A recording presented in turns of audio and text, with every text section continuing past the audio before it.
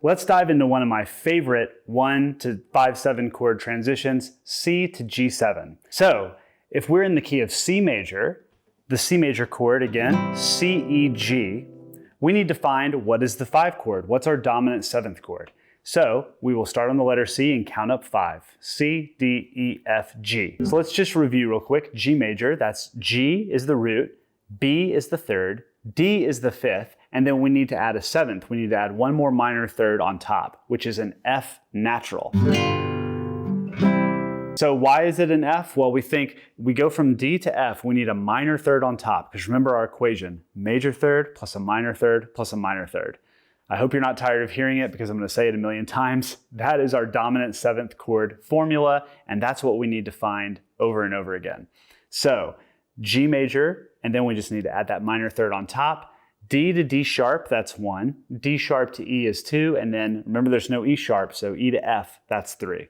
So that's how we get F natural. That's how we know that's what we need, and this is the shape right here. We go to C major to start, and then check this out. It's as easy as just putting finger 1 down onto string 1, and then fingers 2 and 3 lift up to strings 5 and 6. 1, 2, 3, 4. 1, 2, 3, 4, 1. You could even go C major to G major, then a G7, and then to the C. 1, 2, 3, 4. 1, 2, 3, 4, 1. Something like that. It's pretty common that you'll come across. But the G7 is an absolutely beautiful chord. That's really the standard of it. I mean, let's just take it string by string, make sure that we have all the correct notes down. So in the G7 chord, we have G with finger 3 down on string 6, fret 3. Then we have B with finger 2 on string 5, fret 2. Open D, and hopefully these are all ringing clear by now. If they're not, double check, that finger 3 is on top of that string. Open G, then open B, and then lastly, F, natural, with finger 1. One thing that's pretty cool about the G7 chord is because there's no string 7, finger 3 can kind of rest right on top of that string 6, right on top of fret 3 like that. So we don't have to worry too much about interference of string 5. If you are getting that interference, just try resting it a little bit more on top of the string.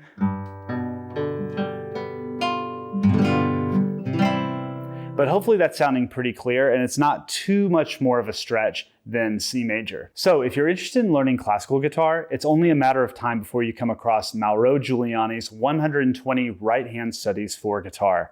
These are probably the most famous right-hand patterns. It's a ton of arpeggios, but also playing chords. And the reason I want to bring that up in this lesson is because every single one of the 120 right-hand studies, literally, it's one measure of C major and then another measure of G7. So literally, if you ever want to learn Giuliani's 120 right-hand studies, you're going to be way ahead of the game if your C to G7 is already smooth and fluid.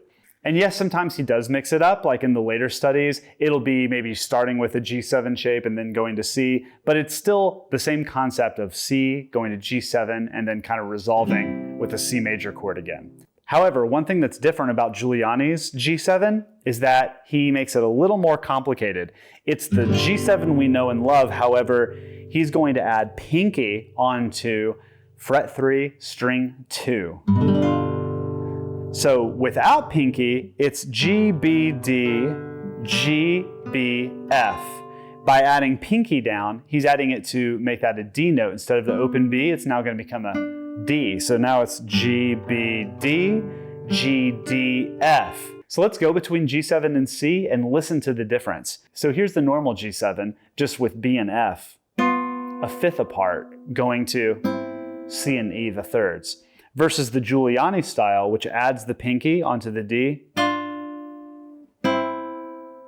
Here it is in context, normal G7 to C, or it's just a little bit more of a robust sound. It's a little bit of a nice balance, thirds, D and F, then going to C and E. So it's a really, really nice little transition. However, it does make it a lot more complicated having to add that pinky down, especially if you're trying to play it quickly. It's just very cumbersome to both get that G7 chord down and then have to find pinky. So here's my big recommendation, my big tip. If you're going to play that G7, already diving into Giuliani's 120 right hand studies, what you want to do is, instead of worrying about finger 3, you're just going to leave it out completely. Because guess what? You actually don't even need to use finger 3 on that bass string until, I think it's exercise number 7 is the first time that uses it. And even then it's only used for one beat. So you can sort of add it and then remove it as needed. What I mean by this is, here's C major, and then if this is the G7 shape, we can simplify by not dealing with finger 3, not dealing with our problem child finger, and just worry about finger 2 and 1. So 2 and 1 are going to sort of extend and expand. Then we just have to find pinky. So that takes us from going 1, 2, 3, 4 steps to just hopefully 1, 2. Literally twice as fast, twice as easy. So when I said earlier that you could sort of just use finger 3 as needed and then remove it, this is kind of what I meant by that.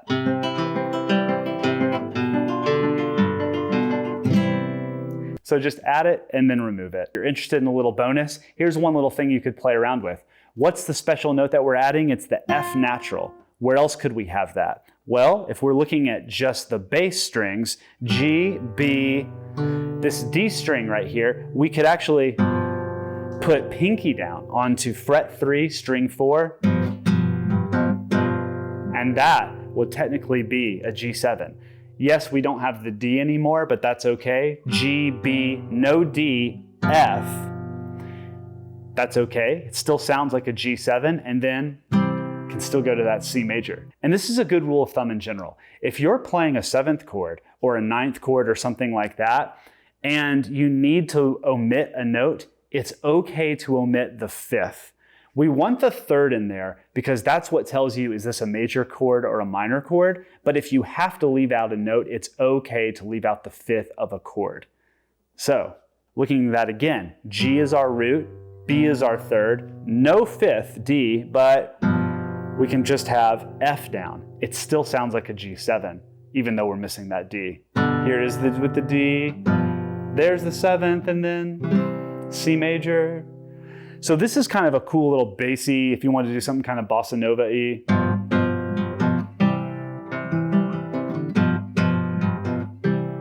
I've played that in some Brazilian stuff. It's a pretty cool little way of making sort of a bassier sounding G.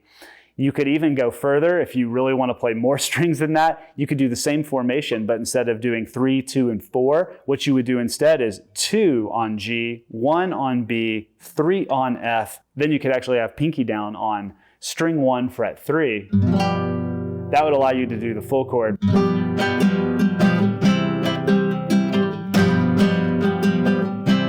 That's a pretty hard transition, not a chord that you're going to come across very often, but just to show you if you wanted to take that chord shape even further, you absolutely could. Okay, one last little bonus. It's a ridiculous G7 shape, but I still think it's kind of a cool one, so it's worth showing because it's the lowest 7th chord we can get on the neck. So let's take a look. It would actually be F in the bass here.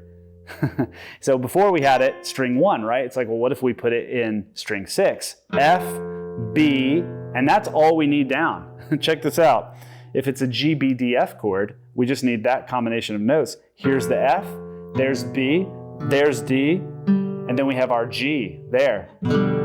We could just play those 4 strings or even 5 strings if we wanted to then C major.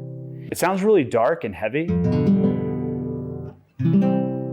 You can think about this stuff theoretically. It's always a little bit weird when we have the 7th of a chord in the bass. That's technically 3rd inversion, which we hadn't even seen until now. So it's certainly not the most common thing to do by far and wide. As long as you're playing this G7 shape to a C major, you're going to be in really great shape and you'll be able to play most of the songs that you come across that use those chords.